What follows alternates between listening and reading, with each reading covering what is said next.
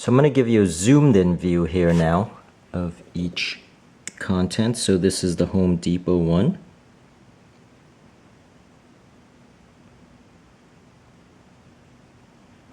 Get some good focus here. So that's the Home Depot. And next here is the genuine Brita. And this is hard to focus because the content itself actually shimmers. The coal actually has a sparkling look to it. I mean the carbon has a sparkling look to it.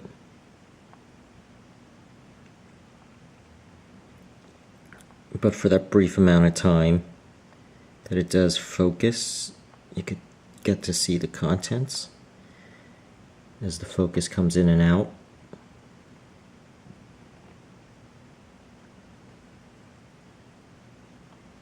And lastly here is the Target contents.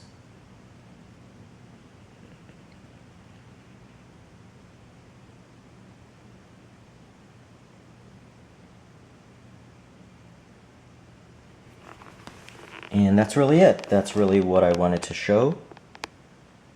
And I hope this helped, and please subscribe, and thank you for watching.